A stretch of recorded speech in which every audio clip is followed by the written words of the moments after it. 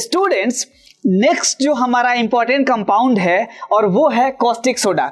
जो टॉपिक है हमारा एसिड्स बेसेस इन सॉल्ट्स का, सम इंपॉर्टेंट सॉल्ट्स, तो वहां हमने पहले जो बात किया था कॉमन सॉल्ट का। अगर नेक्स्ट बात करें तो ये सॉल्ट तो बिल्कुल भी नहीं है। आपने स्टडी किया था बेसेस के अंदर कि this is sodium hydroxide and this is strong base. Clear है? तो ये सम इंपॉर्टेंट सॉल्ट्स के अंदर एक यही ऐसा है जो कि आपका बेसिस है, वो भी स्ट्रॉन्ग बेस है। क्लियर है? हम बात करते हैं कॉस्टिक सोडा पे, और ये इंपॉर्टेंट टॉपिक हो सकता है बोर्ड वालों के लिए भी। यहां हमने टॉपिक्स के अंदर एंट्रेंस को भी देखते हुए और बोर्ड के भी इंपॉर्टेंट टॉपिक्स को हमने कवर किया है। मैं आपसे बार बार कहता हूं कि हमारे जो टॉपिक्स जो हमारे चैनल के थ्रू बच्चे स्टडी कर रहे हैं उनको 10 अलग अलग बुक्स देखने की जरूरत नहीं है, क्योंकि हम सारे टॉपिक्स को, जितने भी यहां बुक्स हो सकते हैं, वो सारे का रेफरेंस लेकर हम अपने सारे टॉपिक्स को हम कवर करते हैं। आप नेक्स्ट आप देखते जाएंगे इसके अंदर कि बहुत सारे ऐसे टॉपिक्स हैं जिसके लिए आपको काफी सारे बुक्स भी परचेज करने पड़ेंगे, और बहुत सारी स्टडी के बाद, बहुत सारे वीडियोस के बाद आप इतने सारे इंफॉर्मेशन कलेक्ट कर पाएंगे।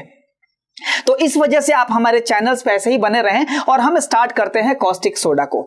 तो सबसे पहले हम बात करेंगे, जो भी कोई कंपाउंड आए, कोई अगर सॉल्ट्स आए, तो हम पहले बात करेंगे उसके फॉर्मूले के, उसके जनरल नेम की। तो बात करें तो first one, this is the general name is caustic soda.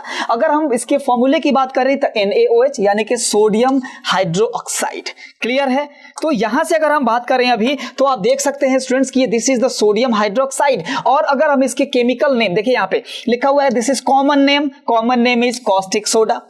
Clear है? सेकेंड वन की बात करें तो हम केमिकल फॉर्मूला बोलेंगे, तो ऊपर भी लिखा हुआ है ये कि NaOH यानी कि फॉर्मूले के अंदर सोडियम हाइड्रोक्साइड लिखा हुआ है। क्लियर है? नेक्स्ट वन की बात करें तो this is chemical name.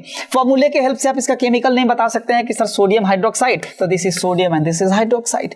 Clear? मैंने आपको बताया था कि ऐसे ही आपको कोई सा भी सॉल्ट्स हो, कोई सा भी कंपाउंड के बारे में स्टडी करनी हो, तो सबसे पहले आपको स्टडी करनी है कि भाई इसका जनरल नेम, कॉमन नेम इसका क्या है सर, इसका केमिकल फॉर्मूला क्या है, और इसका केमिकल नेम क्या है, उसके बाद इसका प्रिपरेशन, देन उसकी प्रॉपर्टीज, और उसके बाद यूजेस।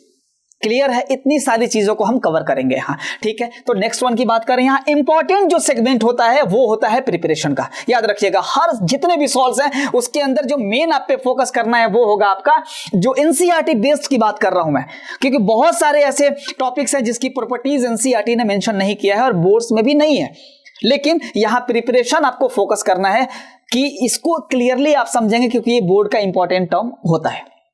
बात करें यहां तो देखिए, एक टॉपिक है यहां क्लोर अल्कली प्रोसेस। नाम याद रखिएगा आप, इस वजह से क्योंकि ये बहुत बार ये 1 मार्क्स के क्वेश्चन में भी पूछा जाता है कि कॉस्टिक सोडा का प्रिपरेशन का जो प्रोसेस है, this is called क्लोर alkali process. हम देखेंगे इसको, क्लोर का मतलब आपको समझ में आ गया कि सर इसके प्रोडक्ट की बात करें तो यहां पे सर कुछ क्लोरीन का फॉर्मेशन हुआ है, और जो अल्कली है of course this is a base, और ये जो है वाटर सॉल्युबल बेस की वजह से जो अल्कली टर्म आया है यानी कि NaOH का टर्म आया है, इस वजह से इसका नाम है क्लोर अल्कली प्रोसेस। याद रखिएगा आप इसको। क्लियर है? तो इस प्रिपरेशन को हम बोलते हैं क्लोर अल्कली प्रोसेस। नेक्स्ट देखते हैं हम।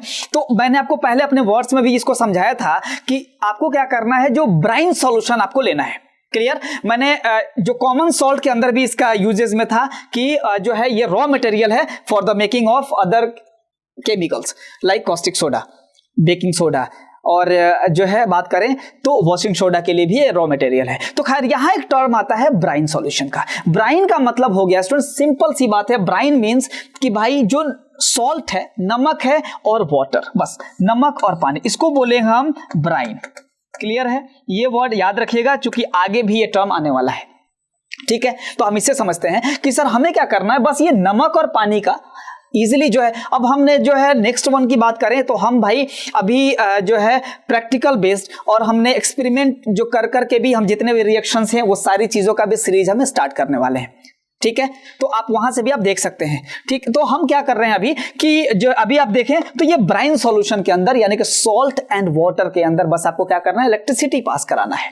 क्लियर। जब इलेक्ट्रिसिटी आप पास कराएंगे तो आपका फॉर्मेशन होगा कॉस्टिक सोडा का, NaOH का, क्लोरीन का और hydrogen gas will be released. Clear है। तो यहां से हम बात करें तो यही वो टर्म है, रिएक्शन की तरफ ध्यान देंगे तो आपको ये लिखना आसान हो जाएगा कि सर यहां पे क्या लिखा हुआ है। मतलब ये कहा गया है कि सर क्लोर अल्कली प्रोसेस का मतलब ये हुआ, प्रिपरेशन इसका कॉस्टिक सोडा का ऐसे होगा कि आपको ब्राइन सॉल्यूशन के अंदर, ब्राइन सॉल्यूशन का मतलब सिंपल सा सॉल्ट एंड वाटर, नमक और पानी के अंदर आपको इलेक्ट्रिसिटी प्रोड्यूस करना है, ओके, और आपका फॉर्मेशन होगा कॉस्टिक सोडा का। क्लियर है। देखते हैं, लिखा है कि sir sodium hydroxide is prepared by electrolysis of an aqueous solution of sodium chloride यानी कि ब्राइन। क्लियर है। This is the aqueous solution means sodium chloride का aqueous सॉल्यूशन का मतलब हो गया कि सर यहां देखिए सोडियम क्लोराइड भी लेना है और यहां वाटर को ऐड करने हैं और आपको सॉल्यूशन बनाना है और उसके अंदर आपको इलेक्ट्रोलाइसिस कर देना है। इलेक्ट्रोलाइसिस का मतलब हमने ऑलरेडी स्टडी किया हुआ था, ठीक है, कि जो है इलेक्ट्रोलाइसिस के अंदर भी हमने पढ़ा था, थर्मल डिकम्पोजिशन भी पढ़ा हुआ है आपने, इलेक्ट्रोलाइटिक डिकम्पोजिशन भी पढ़ा हुआ है, ठीक। तो ये वही चीजें हैं। तो जो है यहाँ इलेक्ट्रिसिटी प्रोड्यूस करना है आपको और ये क्या बना देगा, आपका कॉस्टिक सोडा का फॉर्मेशन करेगा। बहुत ही आसान वे में आप यहां लिखा हुआ है, बहुत अच्छी तरीके से आप एक एक चीज को नोट डाउन करते जाएंगे। तो सबसे इजी वे में प्रिपरेशन है कि sir sodium hydroxide is prepared by electrolysis of an aqueous solution of sodium chloride and this is called brine. Clear है। रिएक्शन भी होप कि आपको समझ में आ गया होगा। यहां तक सारी चीजें आपको क्लियर हैं। नेक्स्ट की बात करें अगर, ठीक है, तो यहां पे जो है कॉस्टिक सोडा का फिजिकल प्रॉपर्टीज को हम स्टडी करेंगे, ठीक है। यहां हम देखते हैं सारी चीजों को एक एक सीक्वेंस वाइज लिखा गया है, आप भी इसको अच्छे वे में आप इसको लिखते चले जाएंगे, नोट्स बनाएंगे आप, ठीक है। तो फिजिकल प्रॉपर्टीज की बात करें तो यहां पे सबसे पहले वर्ड है सर, इट इज अ डेलिक्विसेंट। डेलिक्विसेंट हमने आपको ऑलरेडी ये चीज मैंने आपको बताया था जब हम आपको कॉमन सॉल्ट की स्टडी करा रहे थे। जब कॉमन सॉल्ट में मैंने बताया था कि हाइग्रोस्कोपिक इन नेचर होता है कॉमन सॉल्ट। क्लियर। और वही मैंने आपको बताया था कि ये दोनों टर्म याद रखिएगा, हाइग्रोस्कोपिक इन नेचर एंड डेलिक्विसेंट को।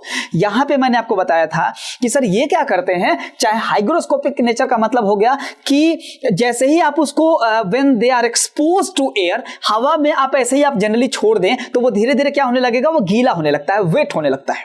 क्लियर। वो क्या करता है कि वो एयर से जो है ना वो सराउंडिंग से मॉइस्चर को एब्जॉर्ब कर लेता है। तो ये दोनों का मतलब वही हुआ, ये डेलिक्विसेंट का मतलब भी यही हुआ कि दे एब्जॉर्ब मॉइस्चर।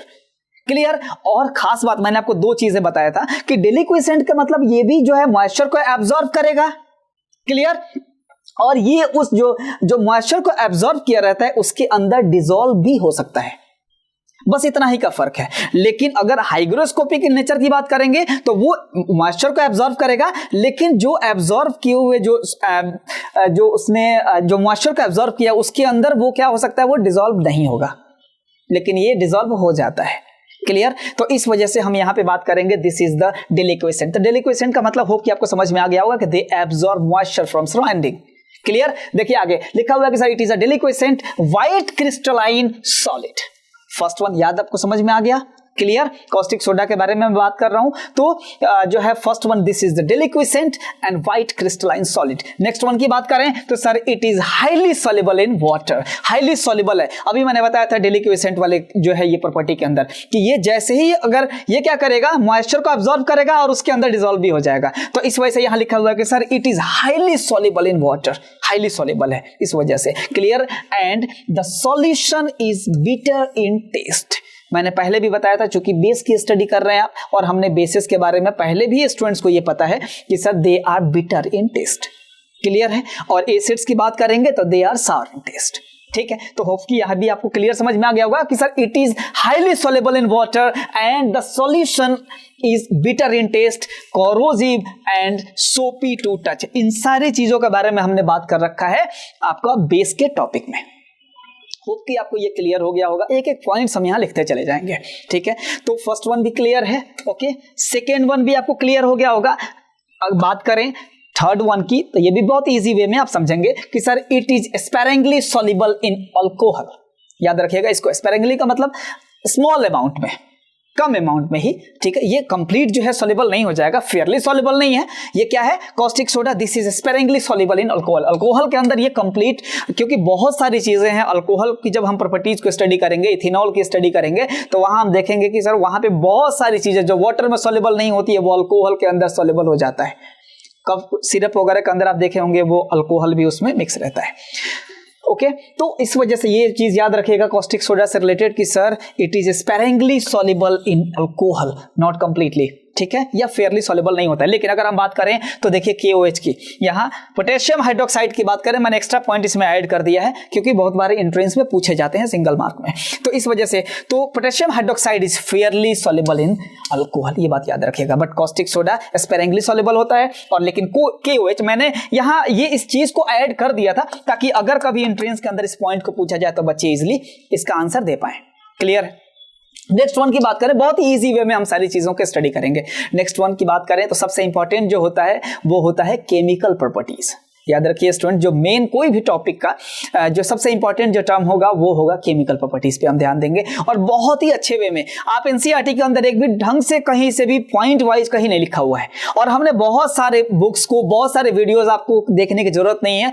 अगर आप हमारे चैनल पे आप वीडियोस देख रहे हैं तो एक एक टर्म्स इसके लिए आपको 10 बुक्स और शायद 10 आपको अलग अलग वीडियोस शायद देखने पड़े, तब जाके आपको इतने सारे इंफॉर्मेशन यहाँ कलेक्ट हो पाएगा। मैं आपको बताता हूँ यहाँ कितने सारे पॉइंट्स हमने मेंशन कर रखे हैं। बात करते हैं केमिकल प्रॉपर्टीज का, और ये एंट्रेंस वाले बच्चों के लिए खास तौर पे मैं बता रहा हूँ कि एंट्रेंस में कहीं ना कहीं से एक क्वेश्चन पूछा जाता है, और एडवांस लेवल पे भी पूछा जाता है इसको, ये बात याद रखिएगा। पहले हम बात करते हैं केमिकल प्रॉपर्टीज का, तो केमिकल रिएक्शंस पे भी हम देखते हैं इसको। तो सर सबसे पहले हम बात करते हैं एक्शन ऑफ एटमॉस्फेयर। पहले हम बात करेंगे किसकी? एक्शन ऑफ एटमॉस्फेयर पे हम पहले बात करें कि भाई अगर जो है कॉस्टिक सोडा को अगर हम ऐसे ही लाकर यहाँ रख दें, जो है एक्सपोजर टू एयर, अगर हवा में इजिली अगर इसको रख दें तो क्या रिएक्शन हो सकता है, ठीक है। तो पहले इस पे बात करते हैं। लिखा है कि सर NaOH यानी कि caustic soda, sodium hydroxide is exposure to atmosphere, absorb moisture and CO2 to form sodium carbonate. ये बात आप याद रखिएगा, और ये पॉइंट हमने अभी भी स्टडी किया हुआ था डेली क्वेश्चन के अंदर कि सर डेली क्वेश्चन में भी हमने आपको बताया था कि caustic soda absorb moisture from surrounding. Clear है? तो यहां पे ही इसी चीज को, कोई कंफ्यूज नहीं होना, सिर्फ टर्म्स ऐसे लिखा हुआ है डेली क्वेश्चन, लेकिन है कुछ नहीं, सिंपल वे में आप समझ लीजिए। तो यहां पे इसी टर्म्स को यहां रखा गया है कि सर अगर ये एटमॉस्फेयर से क्या करेगा, कार्बन डाइऑक्साइड के साथ रिएक्शन करके, और जो यहाँ का सोडियम है, कॉस्टिक सोडा की बात करेंगे तो ये तो NaOH है, तो जो सोडियम है वो रिएक्शन करेगा इस कार्बन डाइऑक्साइड के साथ, और क्या करेगा, ये सोडियम कार्बोनेट का फॉर्मेशन कर देगा।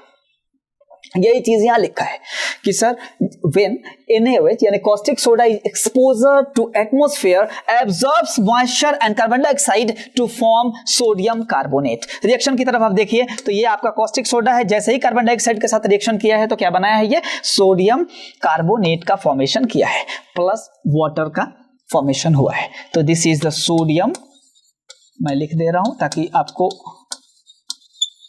क्लियर है। तो होप कि आपको ये पॉइंट, फर्स्ट पॉइंट क्लियर हो गया होगा। नेक्स्ट वन की बात करते हैं। ओके तो नेक्स्ट की बात करें तो आपको पता है कि मैंने पहले भी आपको बताया था, ये अभी भी बेसिस के अंदर भी, और अभी हम इंट्रोडक्शन में भी बताए थे कि ये एक स्ट्रॉन्ग बेस है। क्लियर? तो इसलिए लिखा है कि sir strong alkali nature. Alkali का वर्ड मैंने आपको बताया था कि those bases which are soluble in water, जो वाटर सोलेबल बेसिस होते हैं they are called alkali. Clear? तो अब देख, मैंने अभी इससे पहले भी अभी बात किया था कि ये हाईली सोल्युबल इन वाटर होता भी है। ठीक है, चलिए नेक्स्ट की बात करते हैं यहाँ। तो sir sodium hydroxide is a strong alkali and it ionises completely in water. ये भी बात है क्लियर, क्योंकि मैंने आपको बताया था स्ट्रॉन्ग बेस है, स्ट्रॉन्ग बेस में भी ये प्रॉपर्टी है कि ये जो है क्या होगा, ये कंप्लीट आयोनाइज होगा वाटर के अंदर।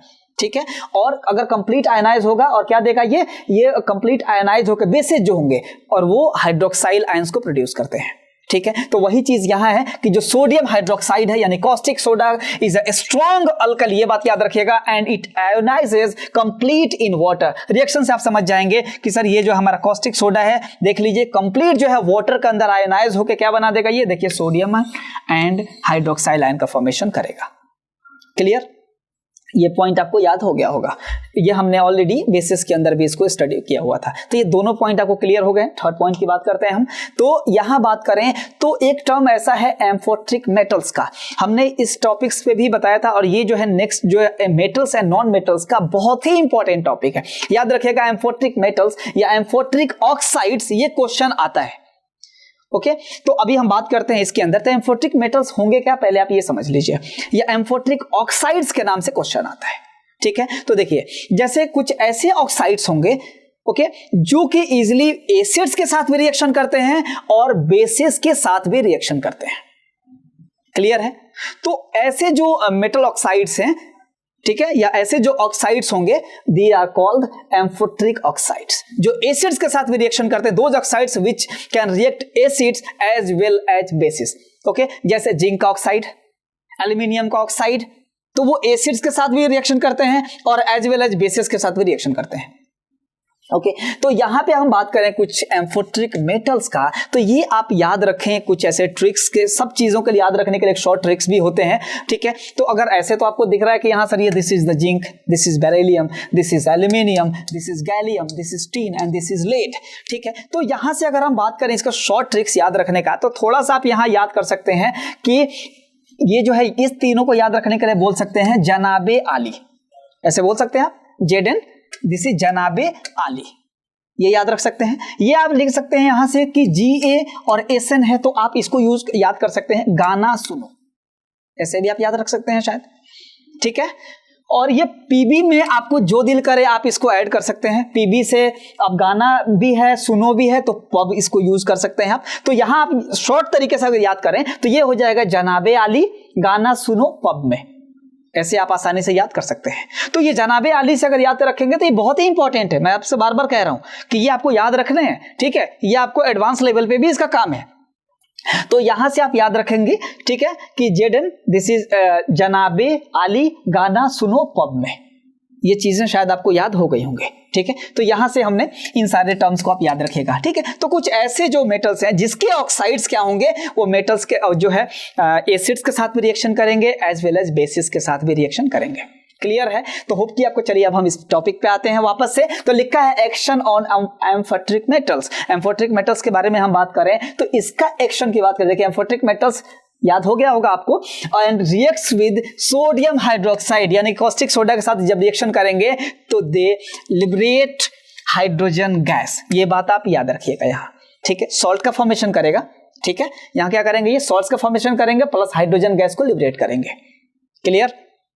मैंने आपको बताया ये था कि भाई बेसेस हो या एसिड्स हो, जब वो मेटल्स के साथ, एक्टिव मेटल्स के साथ जब रिएक्शन करते हैं तो वो क्या बनाते हैं, सॉल्ट्स एंड हाइड्रोजन गैस का फॉर्मेशन करते हैं। ये आपने केमिकल प्रॉपर्टीज ऑफ जो है एसिड्स में भी आपने स्टडी किया हुआ है और बेसिस के अंदर भी स्टडी किए हुए हैं आप, ठीक है। और ये चीजें जब मेटल्स और नॉन मेटल्स में हम आएंगे तो वहां पे भी केमिकल प्रॉपर्टीज में अगेन इस टर्म्स को याद किया जाएगा और इसी को फिर से एज इट इज लिखा जाएगा। तो अभी बात करते हैं, देखिए यहाँ बेसिस है, ऑफ कोर्स आप रिएक्शन को देखेंगे तो ये सब चीजें लिखने आसान हो जाएगा, इस वजह से कि सर जब बेसिस को जब हम रिएक्शन कराते हैं कोई भी एक्टिव मेटल्स के साथ तो वो क्या करते हैं, सॉल्ट का फॉर्मेशन करते हैं और हाइड्रोजन गैस को रिलीज करते हैं, वही बात यहाँ लिखा हुआ है, ठीक है। तो देखिए हम रिएक्शन करें अगर एल्यूमिनियम का, तो देखिए ये बनाया हुआ ये सॉल्ट है, मैंने आपको टाइप्स ऑफ सॉल्ट्स के अंदर इस सारी चीजों को मैंने बताया था आपको, ओके, कि यहाँ पे मोर देन वन एनायन और कैटायन प्रेजेंट होते हैं, ठीक है। तो अब देखिए दिस इज सोडियम एल्यूमिनेट, क्या है ये, दिस इज सोडियम, मैं लिख दे रहा हूं नाम, याद रखिएगा आप, aluminate, okay, and this is sodium zincate, this is zincate, मैंने आपको बताया था ऑलरेडी क्लासिफिकेशन ऑफ सॉल्ट्स के अंदर। और यहां से देखिए हाइड्रोजन गैस रिलीज हो रहा है, तो यही चीज है यहाँ की, भाई क्लियर आपको समझ में आ गया कि when they react with amphoteric metals and reacts with sodium hydroxide they liberate hydrogen gas and they form salt and hydrogen gas, इसलिए यहाँ पे लिखा हुआ है। होप कि ये पॉइंट भी आपको क्लियर समझ में आ गया होगा। एक एक पॉइंट पे हम डिस्कस करते हैं एकदम बिल्कुल इजी वे में, आसान भाषा में हम बोले तो इस सारी चीजों को लिखा गया है यहाँ, और आपको केमिकल प्रॉपर्टीज भी लिखना आसान है। क्लियर? नेक्स्ट वन की बात करें, बहुत सारे हमने 5 पॉइंट्स तो हम लेके ही चलते हैं, जितने भी केमिकल रिएक्शंस होते हैं हम मिनिमम जो है 5 पॉइंट्स पे तो डिस्कस करते ही करते हैं, ठीक है। तो हम नेक्स्ट की बात करते हैं कुछ, तो यहां पे लिखा है कि sir action on ammonium salts, पहले हम बात करते हैं, यहां देख लीजिए अमोनियम सॉल्ट्स की जब बात आएगी, अमोनियम सॉल्ट्स, अमोनियम का मतलब आपको समझ में आ रहा होगा सर NH4+, ये आपने पढ़ा था पॉलीएटॉमिक आयंस के अंदर, ठीक है। तो ठीक है, इसके जो सॉल्ट्स बनाएंगे हम, चाहे अमोनियम क्लोराइड हो, चाहे अमोनियम सल्फेट हो, ये जो भी अमोनियम सॉल्ट्स की बात करेंगे, तो ये कह रहा है कि सर जैसे ही ये रिएक्शन करेगा कॉस्टिक सोडा के साथ तो ये अमोनिया गैस को लिबरेट करेगा, अमोनिया गैस को रिलीज करेगा, बस ठीक है, ये बात यहां लिखी गई है, अब देख भी सकते हैं आप। चलिए हम रिएक्शन से समझते हैं। ये देखिए आप अमोनियम क्लोराइड है, ठीक है, ये अमोनियम का सॉल्ट अमोनियम क्लोराइड के साथ रिएक्शन करके क्या बना देगा, वही बात वहां लिखा हुआ है कि सर ये अमोनिया गैस को रिलीज करेगा। बस इसी बात को यहां प्रॉपर्टी में लिखा गया है। आप देख सकते हैं इसी वे में कि भाई यहाँ पे कोई भी अमोनियम सॉल्ट्स के साथ जब रिएक्शन कराया गया है कॉस्टिक सोडा का, तो क्या फॉर्मेशन किया है सर, अमोनिया गैस का फॉर्मेशन किया है, और this is NaCl and H2O का फॉर्मेशन किया है एक सॉल्ट का। क्लियर है, यानी कि सॉल्ट देगा, ठीक, अमोनिया गैस प्रोड्यूस करेगा। अमोनिया गैस प्रोड्यूस करने का बहुत सारे ऐसे रिएक्शन से जो पूछे जाते हैं कि हम अमोनिया गैस को कैसे प्रोड्यूस करेंगे। तो देखिए मैंने आपसे अभी भी बताया है कि अब हम इन सारी चीज़ों को हम चाह रहे हैं कि प्रैक्टिकल वे में भी हम आपको दिखाएं, ये सारे रिएक्शन सामने कर करके हम दिखाएं हम स्टूडेंट्स को, ताकि जब हम वहां पे बहुत सारे ऐसे रिएक्शंस होंगे जो हम समझेंगे। जितनी एक्टिविटी हम स्टडी करते हैं हम सब चीज़ों को आपको सामने जो है डेमोन्स्ट्रेट करके दिखाएंगे अब, ठीक है। ये भी हमारा न्यू सीरीज स्टार्ट होने वाला है। बात करते हैं यहाँ, तो देख लीजिए अमोनिया गैस का फॉर्मेशन हुआ है, एक सॉल्ट का फॉर्मेशन हुआ है और वाटर का फॉर्मेशन हुआ है। जैसे ही क्या किया है, ये कोई भी अमोनियम सॉल्ट्स के साथ कॉस्टिक सोडा को अगर आप रिएक्शन कराएंगे तो, और ये केमिकल प्रॉपर्टीज आप आराम से बेसिस के अंदर भी लिख सकते हैं। हम सारी चीजों को जो है स्टडी किया है केमिकल प्रॉपर्टीज ऑफ बेसिस में, तो ये भी देख लीजिए। नेक्स्ट वन की बात करें, ये देखिए बड़ी इंपॉर्टेंट है, ये अमोनियम सल्फेट। लिखने में आपको समझ में आ गया होगा कि सर NH4 में क्या होता है, दिस इज प्लस, 1 प्लस का मतलब नीचे 1 वैलेंसी लिखेंगे और सल्फेट के अंदर 2। तो जब इसको हम देखिए क्रॉस करते हैं, तो क्रॉस करेंगे तो क्या हो जाएगा, NH4 के साथ होल ट्वाइस हो जाएगा और SO4 के साथ 1 मल्टीप्लाई होकर यही हो जाएगा। इंपॉर्टेंट है, ये याद रखिएगा। अमोनियम सल्फेट को लिखने आने चाहिए आपको। अगर ये कॉस्टिक सोडा के साथ रिएक्शन करेगा तो मैंने ऊपर ही बता दिया है कि सर ये क्या करेगा, अमोनिया गैस को रिलीज करेगा और एक सॉल्ट का फॉर्मेशन करेगा, देखिए Na2SO4 को। क्लियर है, और H2O को। मैंने क्लासिफिकेशन ऑफ सॉल्ट्स में एक एक चीज मैंने बता रखा है, आप हमें कमेंट सेक्शन में ये जरूर बताएंगे कि किस टाइप का सॉल्ट है, ठीक। होप कि आपको ये पॉइंट याद हो गए होंगे। नेक्स्ट वन की बात करेंगे, बोला हूं 5 पॉइंट किसी भी तरीके से एक एक चीज पर डिस्कस करते हैं। नेक्स्ट वन की बात करें तो सर कार्बन मोनोऑक्साइड के साथ रिएक्शन करके देखते हैं इसका, ये क्या हो सकता है। ये बहुत ही इंपॉर्टेंट है, मैं आपसे बता रहा हूं ये चीज, ये पॉइंट याद रखिएगा। ये सोडियम फॉर्मेट को, ये अलग एक बहुत ही अच्छा टॉपिक होता है सोडियम फॉर्मेट का जो है।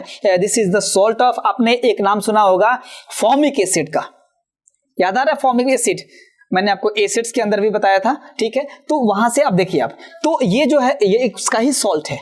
क्लियर, तो अभी देखिएगा आप, यहां पे हम बात करते हैं कि सर ये सोडियम फॉर्मेट का जो है फॉर्मेशन करेगा कब, जब कॉस्टिक सोडा का रिएक्शन कार्बन मोनोऑक्साइड के साथ होगा तब। लेकिन यहाँ पे कुछ कंडीशन है कि यहाँ पे जो प्रेशर आपको लेना है वो 5 to 10 एटमॉस्फेरिक प्रेशर लेना है, दिख रहा है आपको। एंड जो टेम्परेचर होना चाहिए वो वेरी करना चाहिए, 150 to 200 डिग्री सेल्सियस टेम्परेचर पे होना चाहिए। तो ये आपको क्या फॉर्मेशन करेगा, सोडियम फॉर्मेट का। और ये बात याद रखिएगा, ये एंट्रेंस के अंदर इसको पूछा जाता है कि जो कॉस्टिक सोडा का रिएक्शन कार्बन मोनोऑक्साइड के साथ और इसके प्रोडक्ट को बताना है कि in which of the following product will be formed after the reaction of caustic soda with carbon monoxide. तो ये रिएक्शन आता है, ये बार बार मैं आपको बता रहा हूं, ये याद रखिएगा आप इसको। तो देखिए ये 5th वन जो रिएक्शन है वो आसानी से आपको समझ में आ जाएगा कि सर यहाँ पे अभी समझ में आ गया कि जो कार्बन मोनोऑक्साइड के साथ देखिए CO है, 1 ऑक्सीजन है, इसलिए कार्बन मोनोऑक्साइड है। तो इसका रिएक्शन कराया गया है कॉस्टिक जो है सोडा के साथ। तो ये फॉर्मेशन क्या किया है, देखिए 5 to 10 atm प्रेशर के साथ और 150 से 200 डिग्री सेल्सियस टेम्परेचर के साथ जब इसको रिएक्शन कराया गया है तो ये फॉर्मेशन क्या है, सोडियम फॉर्मेट का। फॉर्मूला याद रखिएगा HCOONA, ये बात याद रखिएगा आप, ठीक है। तो यहां से अगर हम बात करें स्टूडेंट्स तो क्लियरली आप समझ लीजिए कि अब आपको समझ में आ गया कि ये वर्ड्स में क्या लिखा गया है। देख सकते हैं आप, चलिए पढ़ते हैं इसको कि सर सोडियम हाइड्रोक्साइड यानी caustic soda react with carbon monoxide under 5 to 10 atmospheric pressure and 150 to 200 degree Celsius temperature to form sodium formate. बस ये बात आपको याद रखना है, सोडियम फॉर्मेट का फॉर्मेशन करेगा ये।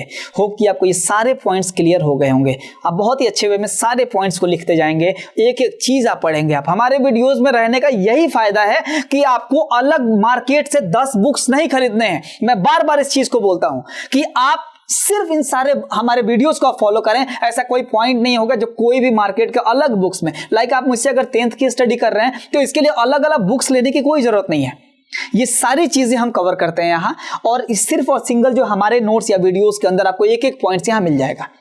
तो होप कि आपको पूरे क्लियर हो गया होगा जो है केमिकल प्रॉपर्टीज। एनसीईआरटी इवन एक भी केमिकल प्रॉपर्टीज पर डिस्कस नहीं करता है, ठीक है, फिजिकल प्रॉपर्टीज को भी हमने क्लियर समझ लिया, केमिकल प्रॉपर्टीज को भी समझ गए। होप कि आपको ये पॉइंट सारे समझ में आ गए होंगे। बात करते हैं अब इसका यूजेस का, नहीं जो देखिए और सब में हम बात करेंगे प्रॉपर्टीज का भी, यहाँ पे नहीं है, यहाँ हमने फिजिकल प्रॉपर्टीज और केमिकल प्रॉपर्टीज को स्टडी किया हुआ है। ठीक है, तो यहां पे याद रखिएगा कि मैंने आपको स्टार्टिंग से बताया कि 5 पॉइंट्स पे याद रखेंगे। कोई भी सॉल्ट्स आए, चाहे कोई भी तरह का कंपाउंड की बात करेगा, तो सबसे पहले उसका जनरल नेम कि सर ये किस सॉल्ट की बात कर रहा है या कौन सा, ऐसे जैसे कॉस्टिक सोडा टॉपिक क्या है, तो ये टॉपिक है हमारा कॉमन नेम।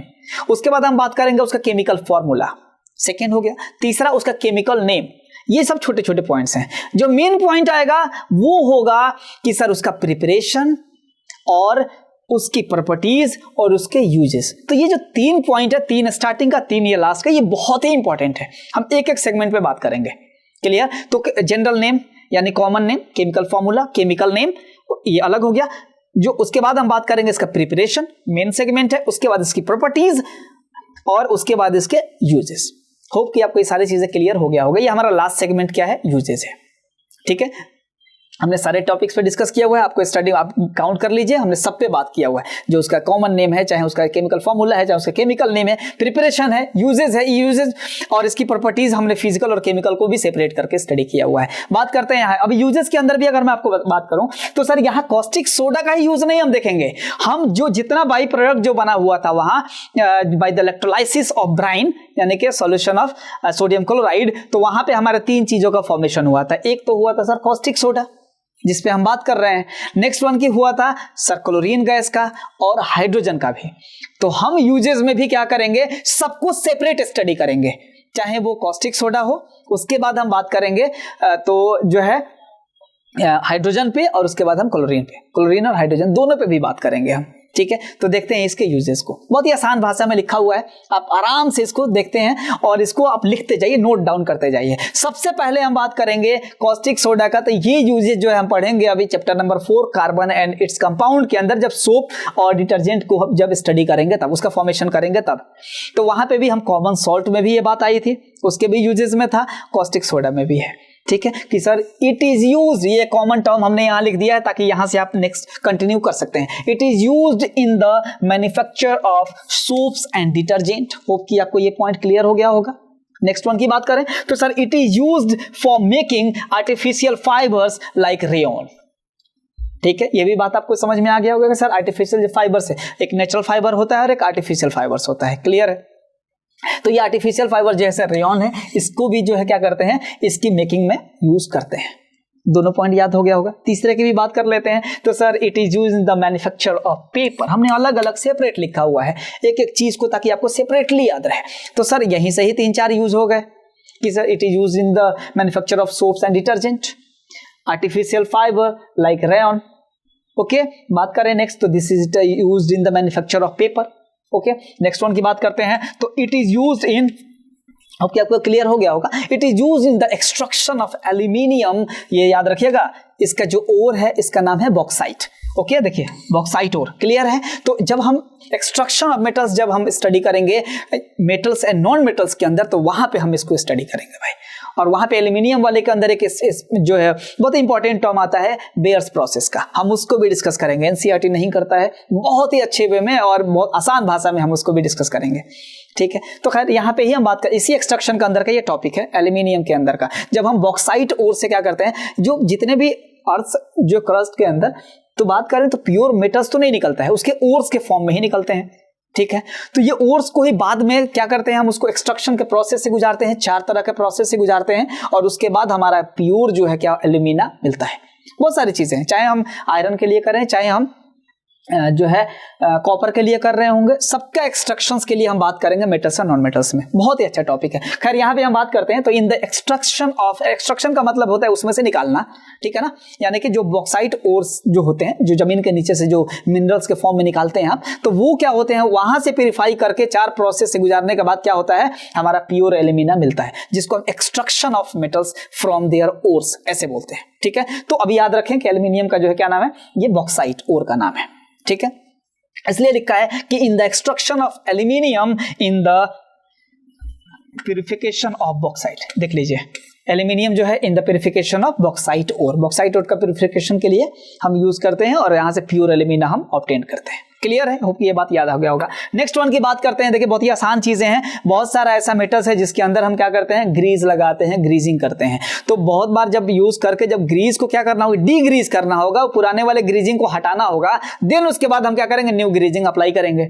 तो वही चीजें हैं यहाँ लिखा हुआ है, डी ग्रीजिंग के लिए भी यूज करते हैं, यानी कि in the D greasing metals, यानी कि जिस मेटल्स के अंदर ऑलरेडी ग्रीजिंग लगा हुआ है उसको क्या करेंगे, पहले डी ग्रीज करेंगे और फिर फ्रेश जो है ग्रीज को अप्लाई करेंगे। तो ये चीजें हम कॉस्टिक सोडा को यूज करते हैं, पहले उस मेटल्स को हम डीग्रीज करेंगे, उसके बाद हम बात करते हैं ऑयल रिफाइनिंग में भी यूज करते हैं इसको। ओके, ऑयल रिफाइनिंग में भी याद रखिएगा, ऑयल रिफाइनिंग में भी यूज करेंगे कॉस्टिक सोडा को, making dyes and bleaches. Clear है, हम ब्लीचिंग पाउडर में भी बात करेंगे अभी, इसके बाद ही टर्म है ब्लीचिंग पाउडर में, डाइज भी बनाने में यूज करते हैं। तो देखिए यहां पे ही आपको समझ में आ गया, अगर वन पॉइंट के अंदर बात करें तो sir it is used in the manufacture of soaps and detergents, artificial fibres like rayon, paper, और अगर इसको स्किप करें, इसको देखें तो सर यहाँ डीग्रीजिंग मेटल्स में भी यूज करते हैं, ऑयल रिफाइनिंग में भी यूज करते हैं, यहाँ बात करें तो डाइज बनाने में भी यूज करते हैं, ब्लीचेस बनाने में भी यूज करते हैं, इन the extraction of aluminium, in the purification of bauxite और ये भी हम यूज करते हैं। होप कि सारे पॉइंट्स आपको समझ में आ गया होगा। मैं कोशिश करता हूं कि 5 पॉइंट तो एटलीस्ट लिखा ही जाना चाहिए यहाँ, ठीक है। तो होप कि आपको ये बात समझ में आ गया होगा। नेक्स्ट बात करते हैं, मैंने जैसे आपको बताया था कि सारे प्रोडक्ट पे हम इसके यूजेस अलग अलग सेपरेटली हम देखेंगे। अब हम बात करते हैं क्लोरीन के यूज पे, ठीक है। क्लोरीन की भी अगर हम यूज की बात करें, बहुत ही आसान भाषा में आप समझ सकते हैं इसको, बहुत ही अच्छे वे में सब एक एक पॉइंट यहाँ क्लियरली लिख दिया गया है कि sir it is used as a germicide and जो है disinfectant for sterilisation of drinking water. इतने सारे हार्ड टर्म्स लिखे गए हैं लेकिन बहुत ही आसान चीजें हैं ये, ठीक है। आपको दिख रहा है जर्मिसाइड के लिए मतलब जो जर्म्स के अंदर, जैसे ड्रिंकिंग वाटर्स के अंदर या कोई पानी के अंदर जो जर्म्स लगे रहते हैं, जर्म्स अगर मिल गए, कोई कीटाणु अगर आ गए तो उसको जर्मिसाइड कहेंगे, जो उसको मारते हैं। जैसे पेस्टिसाइड्स का आपने नाम सुना होगा, ठीक है, वीडिसाइड्स का नाम सुना होगा, वैसे ये जर्मिसाइड में भी ये हम यूज करते हैं क्लोरीन को। क्या करते हैं इससे, इसके अंदर लिखा हुआ है कि भाई जर्मिसाइड एंड डिसइंफेक्टेंट जो होते हैं, जो उसके अंदर वाटर्स के अंदर या बहुत बार से स्विमिंग पूल के अंदर भी समझ लीजिए, तो वहां से उस जर्म्स को मारने के लिए क्या करते हैं, हम क्लोरीन को यूज करते हैं। And sterilisation of drinking water and also in water in swimming pools, ये बात आप याद रखिएगा। मैं आपको बता रहा हूं कि ये जो स्विमिंग पूल से वाला वाटर है, यहाँ लिखा हुआ है and also in swimming pool, भाई ये बड़ी खतरनाक चीज है। मैं अपना पर्सनल एक्सपीरियंस, मैं शायद तो नहीं चाह रहा था इस चीज को भी यहाँ ऐड करने के लिए, लेकिन मैं आपको बताऊं कि ये जो है ना स्विमिंग पूल्स के अंदर के पानी बहुत ही खराब होता है, बहुत ज्यादा। सबसे ज्यादा मेरे भी जो अगर बाल की मेरी बात करूं तो ये इतने जो है सारी चीजें जो मेरी खराब हुई, बाल वाली चीजें, वो सब मेरा स्विमिंग पूल्स के अंदर जो है वहां से जाकर मेरे सारे चीजें खराब। वो मुझे नहीं ऐसे चीजें थी कि इतना ज्यादा ये खराब कर सकता है। तो सबसे ज्यादा जो मेरा जो एक्सपीरियंस रहा है वो मेरा इसी चीज का रहा है। और देखिए कितने सारे यहाँ पे जो केमिकल्स को यूज करके उस पानी को साफ रखते हैं सिर्फ देखने के लिए, लेकिन वो बहुत ही खराब चीजें हैं, बहुत ज्यादा, सबसे ज्यादा हेयर लॉस के लिए, ठीक है। तो खैर आते हैं अपने टॉपिक पे। तो लिखा है, आपको समझ में आ गया होगा कि सर जर्मिसाइड एंड इन जो है डिसइंफेक्टेंट जो है for sterilisation of drinking water, जो पानी पीने के लायक नहीं होता है, उसके अंदर जर्म्स हो जाते हैं, तो उसको क्या करते हैं, उसको जो है स्टेरिलाइज करने के लिए जो है यूज करते हैं इसको। और जो है बहुत बार स्विमिंग पूल्स के अंदर जो वाटर होते हैं उसको भी सफाई करने के लिए यूज करते हैं क्लोरीन को। क्लियर, होप कि ये पॉइंट आपको समझ में आ गया होगा। ओके, नेक्स्ट वन की बात करते हैं। तो it is used in the manufacture of bleaching powder. ये इंपॉर्टेंट भी है, बार बार आपसे बात कर रहा हूं कि इसके बाद हम स्टडी करेंगे ब्लीचिंग पाउडर को ही, बहुत ही अच्छे वे में पढ़ेंगे। कुछ ऐसे टर्म्स आएंगे जो कि मैं आपसे बार बार यही बात सिमिलर कह रहा हूं, 10 बुक्स देखने की जरूरत नहीं है, कोई भी वीडियोस किसी का भी फॉलो करने की जरूरत नहीं है अगर आप हमारे चैनल पे हैं तो। ब्लीचिंग पाउडर के अंदर अगर मैं आपको बताऊं तो यहां हमने बहुत सारी चीजों को बात करेंगे। हम हेजन-क्लेवर मेथड पे भी बात करेंगे, ठीक है, बैकमैन्स प्रोसेस पे भी बात करेंगे। ये सारी चीजें अलग है और दोनों मेथड से हम बनाएंगे भी ब्लीचिंग पाउडर को, कि हेजन-क्लेवर से कैसे बनते थे और बैकमैन्स प्रोसेस से कैसे बनाए जाते थे। इसके फॉर्मूले की बात करेंगे तो ऑर्डलिंग्स का फॉर्मूला अलग है, अलग कंसेप्ट दिया है ऑर्डलिंग ने, ठीक है, और क्लिफोर्ड ने अलग फॉर्मूला दे रखा है। इसी ब्लीचिंग पाउडर से रिलेटेड चीजें हैं, सोचिए। तो मैं एक एक बात पे यहां डिस्कस करूंगा कि ब्लीचिंग पाउडर का उसका फॉर्मूले की बात करेंगे, वहां उसके प्रिपरेशन की बात करेंगे, तो वहां हम हेजन-क्लेवर मेथड को भी डिस्कस करेंगे, वहां बैकमैन्स प्रोसेस को भी डिस्कस करेंगे, वहां हम ऑर्डलिंग्स फॉर्मूले को भी डिस्कस करेंगे कि ऑर्डलिंग्स ने, वो भाई साहब ने कैसे बताया कि इसका फॉर्मूला क्या होगा और कैसे रिएक्शन कराए। और जो है हम बात करेंगे यहाँ तो एक एक इंडिविजुअल चीजों पे हम बात करेंगे, ठीक है। और बात करेंगे क्लिफोर्ड ने भी, उसने अपना क्यों फार्मूला, डिफरेंट फार्मूला दिया और उसने बोला कि नहीं ब्लीचिंग पाउडर का फार्मूला जो है ऑर्डलिंग से कैसे अलग था क्लिफोर्ड का। एक एक चीज पे हम बात करेंगे स्टूडेंट, ठीक है। खैर तो आगे देखते हैं। और ये चीजें इंपॉर्टेंट है कि it is use in the जो है मैन्युफैक्चर ऑफ ब्लीचिंग पाउडर। और मैं आपको हल्का शॉर्ट्स बता दूं कि होता क्या है कि जो यहाँ पे आप देखेंगे तो स्लैग्ड लाइम के अंदर जनरली क्या होता है, यानी कैल्शियम हाइड्रोक्साइड के अंदर सिर्फ क्लोरीन गैस को पास करा दिया जाता है। क्लोरीन गैस को पास कराते हैं तो क्या बन जाता है, ब्लीचिंग पाउडर का फॉर्मेशन हो जाता है।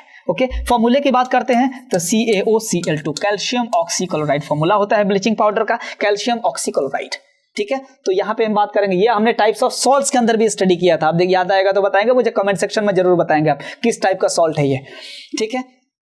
तो हम यहाँ पे बात करेंगे यहाँ दोनों तरह से कि भाई ऑर्डलिंग्स ने क्या कहा था फॉर्मूले में और जो है क्लिफोर्ड ने क्या कहा था, ठीक है। तो होप कि आपको ये पॉइंट समझ में आ गया होगा। तो सिंपल सी बात है कि भाई ड्राई जो है स्लैग्ड लाइम के अंदर कैल्शियम हाइड्रोक्साइड के अंदर क्लोरीन गैस को पास कराते हैं जिससे ब्लीचिंग पाउडर का फॉर्मेशन होता है, ठीक है।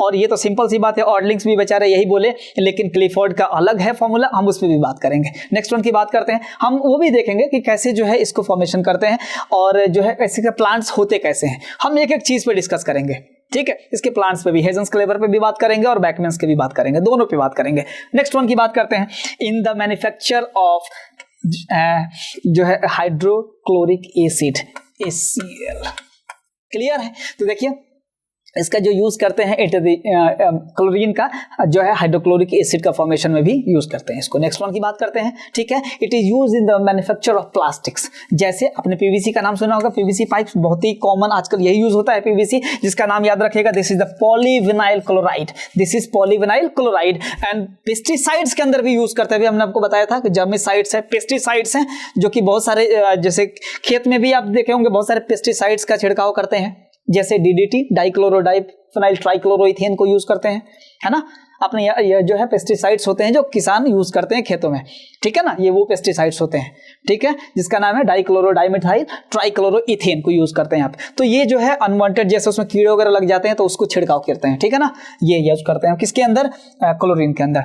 और बात करेंगे क्लोरीन के यूजेस में, समझ में आ गया। तो ये भी इंपॉर्टेंट पॉइंट है कि sir it is used in the manufacture of plastics, जैसे PVC, पॉलीविनाइल क्लोराइड पेस्टिसाइड्स के अंदर एंड क्लोरोफ्लोरोकार्बन्स के अंदर, ये देखिएगा CFCs के अंदर, CFCs के अंदर, याद रखिएगा इसको, ठीक है। It is used in the formation of chloroform, बहुत ही इंपॉर्टेंट है, याद रखिएगा क्लोरोफॉर्म को, ठीक है। बात करें तो कार्बन टेट्राक्लोराइड में भी, पेंट्स में एंड डाई स्टफ्स के अंदर भी इसका यूज करते हैं। तो इतने सारे फॉर्मेशन आप याद करिए अच्छे से। देखिए इसमें भी आपको समझ में आ गया क्या क्या यूजेस था, बिल्कुल इजी वे में। नेक्स्ट वन की बात करते हैं तो यहाँ एक ही पॉइंट के अंदर काफी सारी चीजों को कवर कर लिया गया है कि सर ये सारे जो प्लास्टिक्स का फॉर्मेशन में, पेस्टिसाइड्स में, चाहे CFCs के अंदर हो, क्लोरोफॉर्म बनाने में हो, चाहे कार्बन टेट्राक्लोराइड का फॉर्मेशन हो, पेंट्स का हो, चाहे डाइजेस्टफ्स का, ये सब याद रखिएगा। और यहां बात करते हैं एक और नेक्स्ट वन कि sir it is used in making solvents for dry cleaning, dry cleaning के अंदर भी यूज करते हैं एज ए सॉल्वेंट,